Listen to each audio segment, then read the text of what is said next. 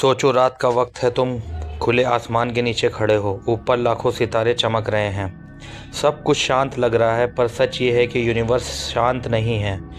ये हर पल फैल रहा है और इस एक्सपेंशन के पीछे एक ऐसी ताकत है जिसे हम डार्क एनर्जी कहते हैं। 1929 में एडवन हबल ने एक अजीब चीज़ नोटिस की। जब भी वो टेलीस्कोप से गैलेक्सीज देखता तो उसे लगा कि सारी गैलेक्सीज हमसे दूर जा रही हैं, जैसे कोई अनजान शक्ति उन्हें धक्का दे रही हो। इसका मतलब ये था कि यूनिवर्स स्टैटिक नहीं है, वो ज़िंदा है, वो एक्सपेंड कर रहा है। साइंटिस्ट को लगा कि टाइम के साथ ये एक्सपेंशन धीरे हो जाएगा, पर 1998 में जो हुआ वो पूरी कहानी का सबसे बड़ा ट्विस्ट था। यूनिवर्स स्लो नहीं हो रहा था, वो और तेज़ एक्सपेंड कर रहा था, जैसे किसी ने अचानक एक्सीलरेटर दबा दिया हो। इस अनजान ताकत को नाम दिया गया डार्क एनर्जी। डार्क एनर्जी दिखाई नहीं देती, उसे छू नहीं सकते, पर इसका असर पूरे यूनिवर्स पर है। आज हम जानते हैं कि यूनिवर्स के लगभग 68% हिस्सा डार्क एनर्जी है, 27% डार्क मैटर है और सिर्फ 5% हम ये सितारे, ये प्लैनेट्स हैं। मतलब यूनिवर्स की कहानी में हम सेंटर में नहीं हैं। 2025 में जेम्स वेब स्पेस टेलीस्कोप ने यूनिवर्स को और गहराई से देखा और साइंटिस्ट ने नोटिस किया कि यूनिवर्स हर जगह सेम स्पीड से एक्सपेंड नहीं हो रहा। कहीं एक्सपेंशन ज़्यादा तेज़ है, कहीं थोड़ा धीरे। इस प्रॉब्लम को हबल टेंशन कहा जाता है। इसका मतलब है कि हमारे कैलकुलेशन और यूनिवर्स की रियलिटी मैच नहीं कर रही। इसने साइंटिस्ट को मजबूर कर दिया सोचने पर, क्या हम फिज़िक्स को गलत समझ रहे हैं या फिर यूनिवर्स में कोई नई फोर्स काम कर रही है। कुछ साइंटिस्ट ये भी सोच रहे हैं कि क्या डार्क एनर्जी सिर्फ एक फोर्स नहीं बल्कि यूनिवर्स का एक कंट्रोल सिस्टम हो सकती है। जैसे इंसान को बॉडी में ब्रेन होता है, वैसे ही यूनिवर्स का भी कोई सिस्टम होता है। इस थ्योरी का कोई प्रूफ नहीं है, पर यह ख्याल ही काफ़ी डरावना है। डार्क एनर्जी ही डिसाइड करेगी कि यूनिवर्स का अंत कैसे होगा। हो सकता है यूनिवर्स धीरे धीरे ठंडा और अंधेरा हो जाए, हो सकता है एक्सपेंशन इतनी तेज़ हो जाए कि गैलेक्सीज, स्टार्स, हत्ता कि आइटम टूट जाएं, या फिर हो सकता है सब कुछ वापस सिकुड़ कर एक नया यूनिवर्स शुरू हो जाए। सच ये है कि हम यूनिवर्स के सिर्फ 5% ही जानते हैं, बाकी सब अभी भी अंधेरे में है। शायद इसीलिए यूनिवर्स हमें हर रोज़ याद दिलाता है कि हम छोटे ज़रूर हैं, पर हमारी सोच और क्यूरियोसिटी बहुत बड़ी है। डार्क एनर्जी यूनिवर्स की कहानी का सबसे पावरफुल और सबसे राज भरा किरदार है। और जैसे जैसे साइंटिस्ट डार्क एनर्जी को समझने की कोशिश कर रहे हैं, वैसे वैसे यूनिवर्स और भी ज़्यादा अजीब होता जा रहा है। कुछ ऑब्जर्वेशंस ये भी दिखाते हैं कि टाइम के साथ डार्क एनर्जी की ताकत बढ़ रही है। अगर ये सच हुआ तो यूनिवर्स का फ्यूचर हम सोच भी नहीं सकते। हो सकता है एक दिन ऐसा है जब गैलेक्सीज सिर्फ हमें ही नहीं बल्कि एक दूसरे से भी इतनी दूर हो जाएं कि उनकी रोशनी कभी हम तक पहुंच ही ना सके। उस वक्त हर गैलेक्सी अपने ही अंधेरे बबल में बंद हो जाएगी। स्टार धीरे धीरे बुझ जाएंगे, नए स्टार बनने भी बंद हो जाएंगे। यूनिवर्स में सिर्फ ठंड, खामोशी और अंधेरा रह जाएगा। पर यह सिर्फ एक पॉसिबिलिटी है। यूनिवर्स हमेशा हमें सरप्राइज़ करता है। हो सकता है डार्क एनर्जी अचानक कमज़ोर पड़ जाए, हो सकता है एक्सपेंशन रुक जाए और फिर एक दिन पूरा यूनिवर्स वापस अपनी तरफ गिरने लगे। गैलेक्सीज टकराएंगी, स्टार्स टूटेंगे और सब कुछ एक ही पॉइंट पर सिमट जाएगा, और शायद उसी पॉइंट से एक नया यूनिवर्स जन्म ले। ये भी मुमकिन है कि कल हम जिस यूनिवर्स में रह रहे हैं वो पहले नहीं है, और हम जो एंड देखेंगे वो लास्ट भी नहीं होगा। इस पूरी कहानी में एक बात बिल्कुल साफ़ है, यूनिवर्स हमसे बहुत बड़ा है, बहुत ज़्यादा पुराना है और बहुत ज़्यादा मिस्टीरियस है।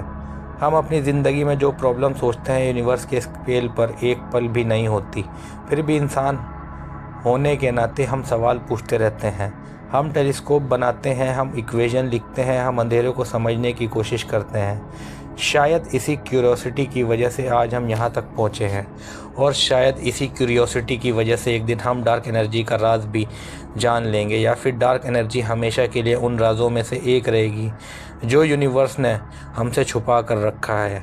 जब भी तुम रात को आसमान की तरफ देखो तो सिर्फ सितारे मत देखो, उस अंधेरे को भी महसूस करो जो उन सितारों के बीच हैं।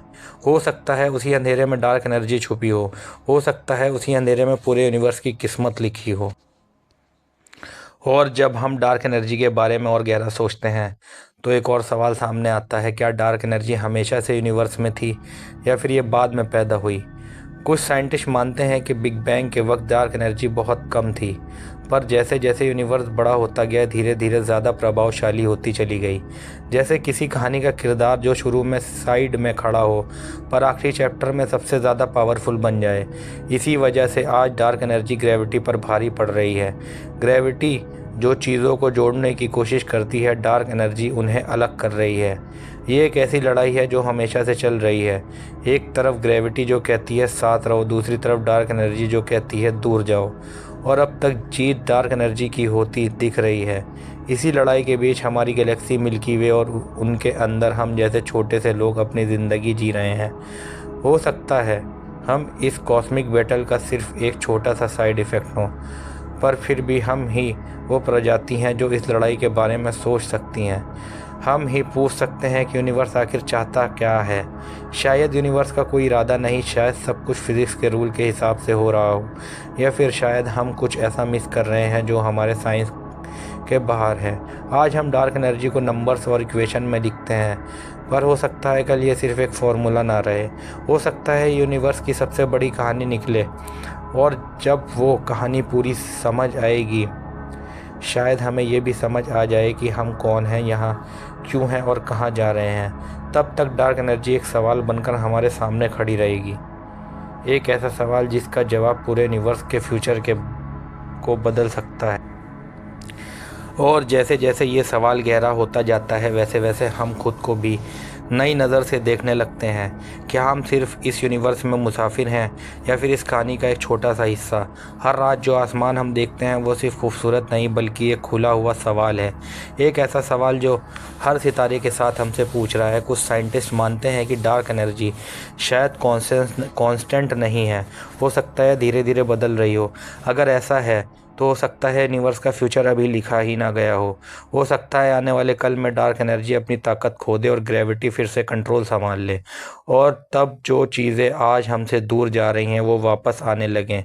गैलेक्सी क्लस्टर फिर से जुड़ने लगें, कॉस्मिक साइलेंस टूट जाए, या फिर हो सकता है डार्क एनर्जी और ज़्यादा ताकतवर हो जाए और यूनिवर्स और तेज़ भागने लगे, इतनी तेज़ कि स्पेस और टाइम खुद भी उस रफ्तार को बर्दाश्त ना कर पाए।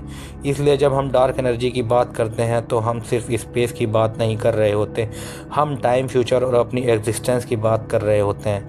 हर नया टेलीस्कोप, हर नया एक्सपेरिमेंट, हर नया ऑब्जर्वेशन इसी एक सोच के करीब ले जाता है कि यूनिवर्स हमें चुप नहीं रहा, बस हमने अभी उसकी भाषा पूरी तरह सीखी नहीं। शायद एक दिन हम डार्क एनर्जी को नाम देना भी बंद कर देंगे, क्योंकि जिस चीज़ को हम आज अंधेरा कहते हैं कल वो हमें बिल्कुल साफ दिखने लगेगा। और जब वो दिन आएगा यूनिवर्स की कहानी एक नया मोड़ लेगी। उस दिन हमारा आसमान की तरफ देखकर सिर्फ हैरान नहीं होंगे, हम समझ पाएंगे, और शायद उसी पल हमें ये भी समझ आ जाए कि इतने बड़े यूनिवर्स में हमारी जगह क्या है। तब तक के लिए गुड बाय। देखते रहिए आपका दोस्त और आपका host for professor space right channel. तब तक के लिए लाइक करें और सब्सक्राइब करें और कमेंट करना बिल्कुल मत भूलें आगे और आने वाली वीडियो के लिए।